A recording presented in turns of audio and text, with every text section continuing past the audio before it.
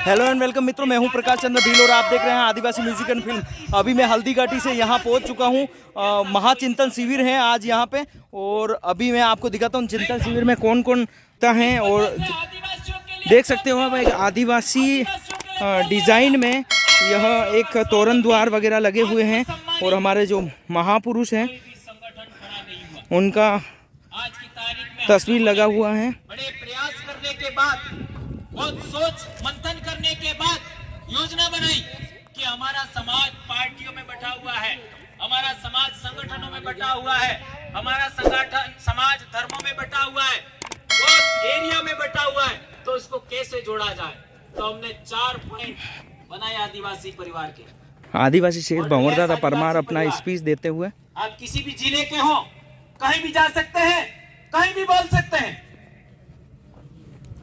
राजनीति विहीन आदिवासी परिवार, आप किसी भी पार्टी के हो, कोई फर्क नहीं पड़ता है। आप आदिवासी हैं तो आप यहां आकर के अपनी बात रख सकते हैं। धर्म विहीन आदिवासी परिवार, इसका मतलब ये नहीं है कि हमारा कोई धर्म नहीं है, ये मतलब नहीं है। हमारा धर्म कोई हो सकता है तो आदिवासी धर्म हो सकता है। हम लोग दूसरे धर्मों में चले गए हैं, मान लो हम वैदिक धर्म में चले गए, या फिर हम लोग इस्लाम में चले गए, या हम ईसाई, कहीं पर भी हो, आप आदिवासी हो, या आ सकते हो और अपनी बात रखो।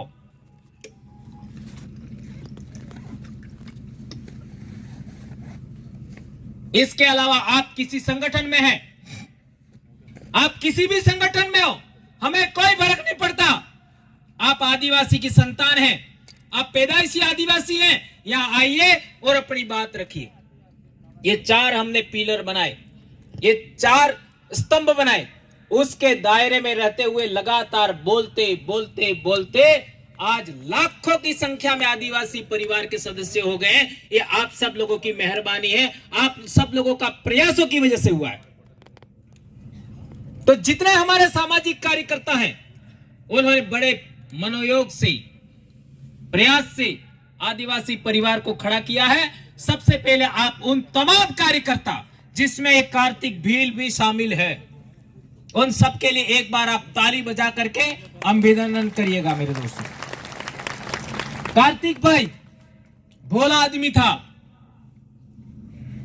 उसकी बहुत सारी समस्याएं थी, वो चाहता था कि हम लोग भी उसके लिए प्रयास करें, लेकिन समाज जागृत नहीं होता है, स्थानीय लोग सपोर्ट नहीं करते हैं, तो बाहर वाला भी सपोर्ट नहीं कर पाता है, ये हम सब जानते।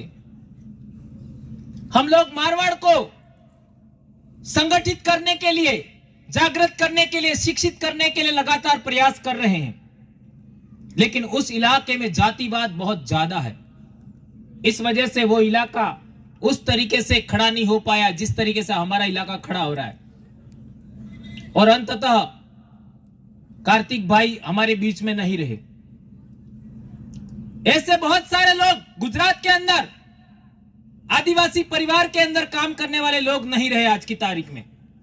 मध्य प्रदेश में भी बहुत सारे लोग आदिवासी परिवार के लिए काम करने वाले हमारे बीच में नहीं रहे, लेकिन वो लोग हमारे दिलों में आदिवासी परिवार के इतिहास में जिंदा रहेंगे।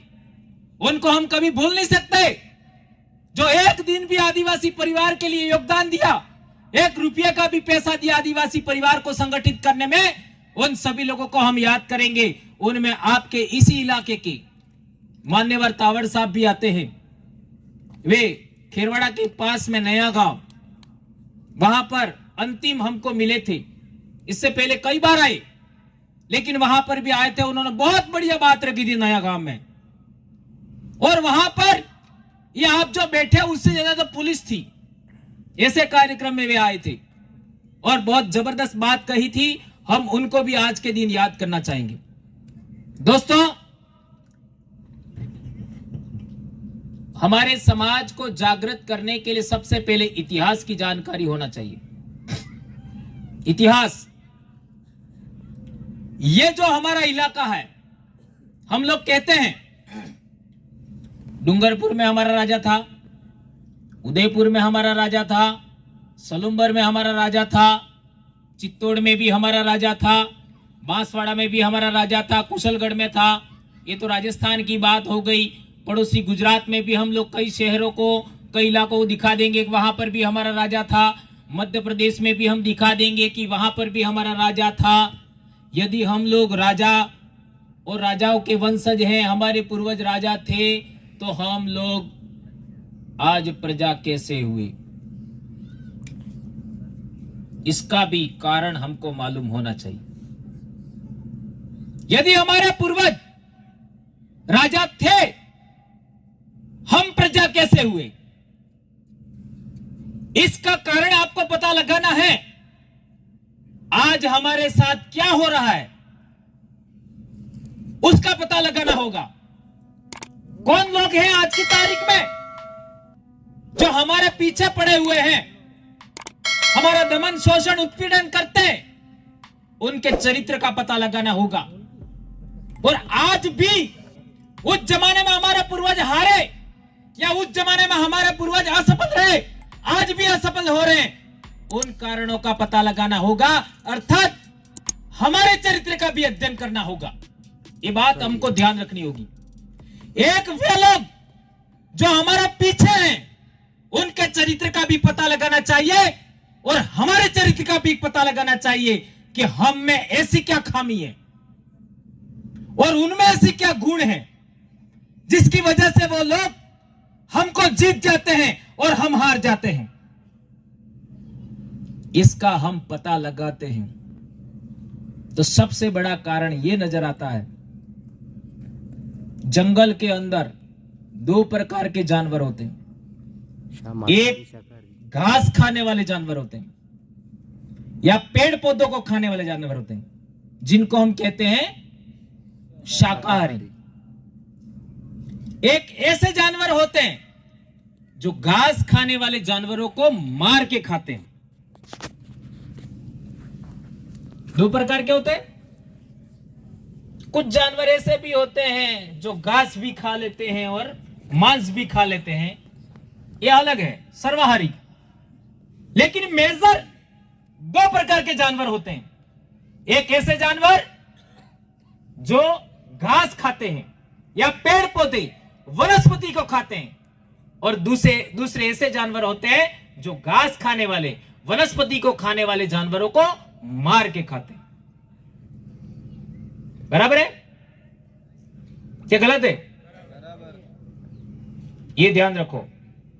इसका मतलब है प्रकृति ने ही, कुदरत ने ही दो प्रकार के जीव पैदा किए, एक वनस्पति को खाने वाले शाकाहारी और एक शाकाहारी जानवरों को खाने वाले मांसाहारी।